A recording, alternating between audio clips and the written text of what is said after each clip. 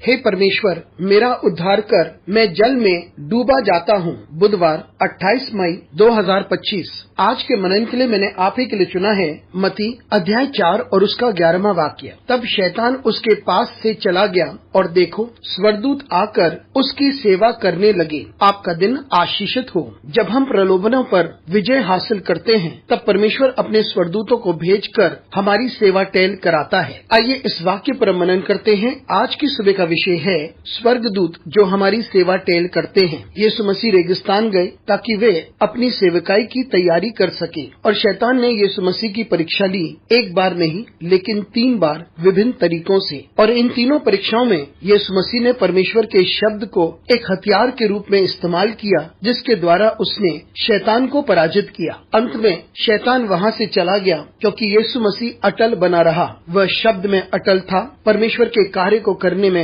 अटल था, क्योंकि वह इस पृथ्वी पर इस कारण आया ताकि लोग बच जाएं। जब शैतान को ज्ञात हुआ कि यीशु मसीह किसी भी परीक्षा में गिर नहीं सकते और ये परीक्षा कोई भी हो सकती है, शैतान चाहता था कि यीशु मसीह अपनी सामर्थ को इस्तेमाल करके पत्थर को रोटी में तब्दील कर दे। शैतान यीशु मसीह को इस पृथ्वी का सामर्थ्य देना चाहता था। वो यीशु मसीह को इस दुनिया की सारी चीजें वापस करना चाहता था, लेकिन यीशु मसीह ने उसका विरोध किया, क्योंकि यीशु मसीह जानता था कि वो किस बात के लिए आया है। एक मनुष्य होने के नाते यीशु मसीह की परीक्षा ली गई, लेकिन यीशु मसीह ने शब्द का इस्तेमाल किया और उस परिस्थिति से बाहर निकला, एक शक्तिशाली रूप से और जयवंत होकर। शैतान ने उसे छोड़ दिया और स्वर्गदूतों ने आकर यीशु मसीह की सेवा टहल की। मित्रों, जब हम प्रलोभन में से होकर गुजरते हैं और परमेश्वर की सामर्थ की गुहार लगाते हैं और परमेश्वर से बुद्धि और ज्ञान मांगते हैं और परमेश्वर से सहायता की गुहार लगाते हैं और प्रलोभनों को पराजित करते हैं, क्योंकि परमेश्वर अपने स्वर्गदूतों को भेजता है